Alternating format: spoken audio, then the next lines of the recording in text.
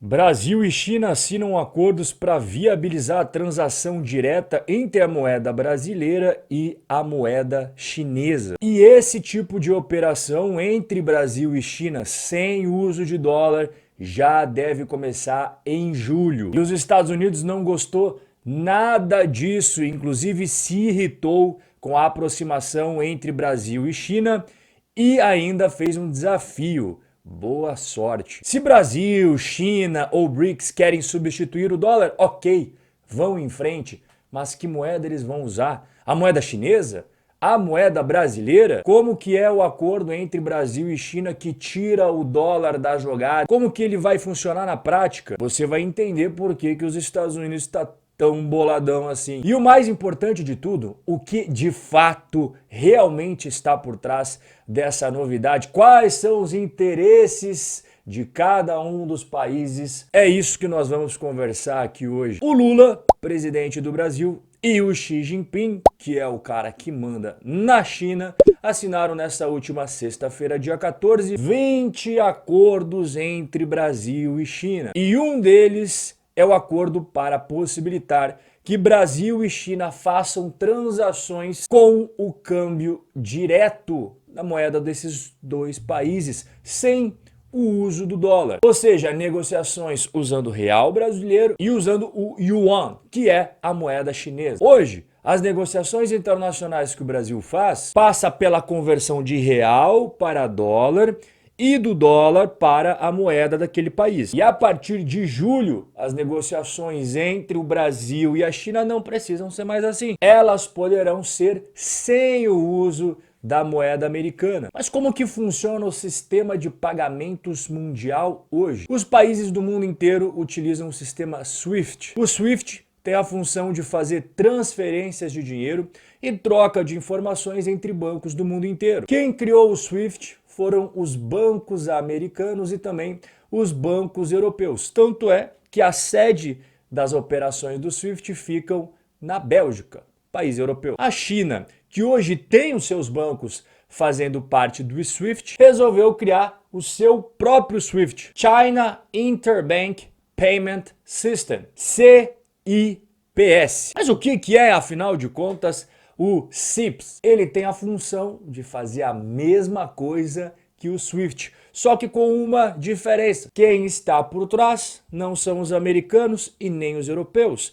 Quem está por trás é a China. Os chineses lançaram o CIPS em 2015 e ele já transaciona cerca de 80 trilhões de yuans por ano, que dá mais ou menos cerca de 13 trilhões de dólares. Hoje, abril de 2023, já são 1.427 instituições financeiras do mundo inteiro que são participantes do sistema de pagamento chinês. Inclusive, aqui na tela você está vendo o mapinha atualizado com os bancos, instituições financeiras de cada uma dessas regiões. É claro, a maior parte está na Ásia, mas nós já temos várias instituições financeiras na Europa, na África, Oceania, América do Norte e América do Sul. A China se aproveitou do fato de que um país pode ser removido do sistema SWIFT, gerando consequências para a sua própria economia. E a China oferece de braços abertos uma segunda opção para aqueles países que acabam enfrentando esse problema. Por exemplo, em 2022, o que aconteceu com os bancos da Rússia? Devido às sanções,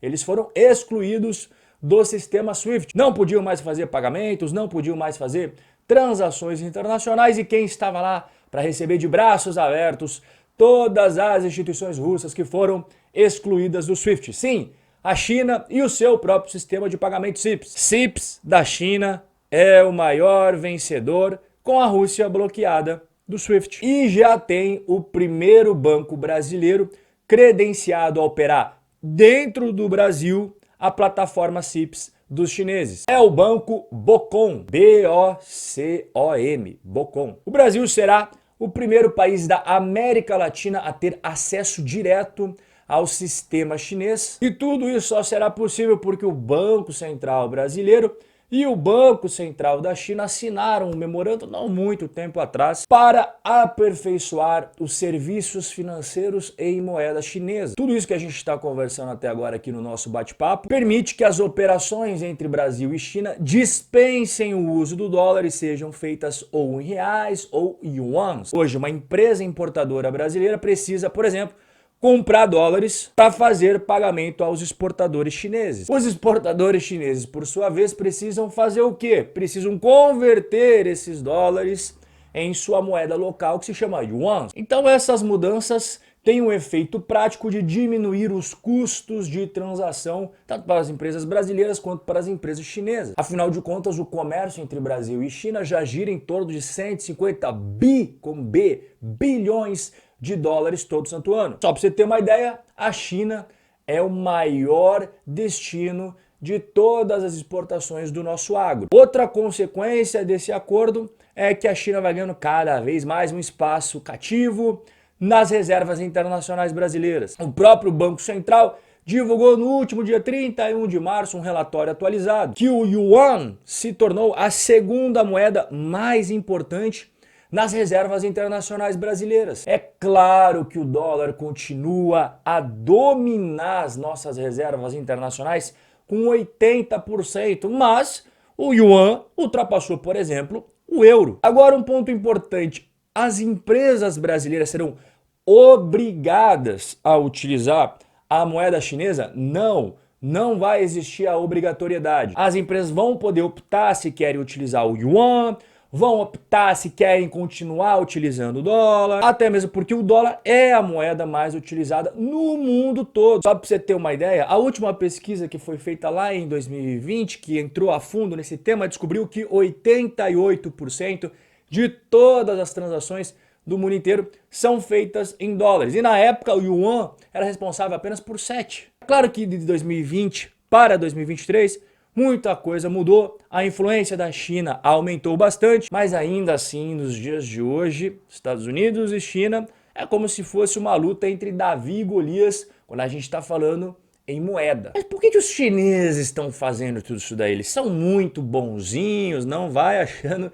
que os chineses estão fazendo isso sem nenhum interesse real por trás. Essas medidas são todas pensadas de forma geopolítica. A China, no fundo, quer cada vez mais que os países reduzam a sua dependência do dólar, mas é claro que aumentem cada vez mais a sua dependência do yuan. Isso é uma forma de tirar o poder do dólar do sistema monetário internacional, porque hoje é o dólar que dá aos Estados Unidos o poder de mandar e desmandar no mundo inteiro. Por quê? Porque o mundo inteiro utiliza a moeda que os próprios americanos fazem dentro de casa. E não bastasse isso, o mundo inteiro utiliza o sistema de pagamentos criado pelos americanos e europeus, que é o SWIFT. Então a China está fazendo o quê? Cavando o seu espaço para que o mundo utilize a moeda chinesa e também para que o mundo utilize o seu próprio sistema de pagamentos concorrente ao SWIFT. Mas afinal de contas, é o fim do dólar? A China vem ganhando cada vez mais importância na economia mundial. Ninguém mais nega a importância que ela tem também no cenário geopolítico. E o próximo passo que os chineses vislumbraram para tirar mais e mais poder dos americanos e, claro, eles ganharem mais e mais poder no mundo inteiro é a questão da moeda. Só que a moeda americana hoje, em 2023, ainda tem muita força. Então isso que eles fizeram com o Brasil é porque eles sabem que o Brasil é um país importante na economia mundial e fizeram o Brasil se juntar ali mais pertinho dos caras para começar a utilizar mais a moeda chinesa e também o sistema de pagamentos chinês. Só que pode ser que essa opção simplesmente não pegue. Primeiro que não existe a obrigatoriedade de usar ela e as empresas já estão acostumadas a usar o dólar. E a gente tem até um caso como exemplo, porque desde 2008 a Argentina e o Brasil têm um sistema de pagamentos que exclui o dólar e utiliza apenas o peso argentino e o real, tirando a moeda americana como intermediação. Só que esse sistema não pegou.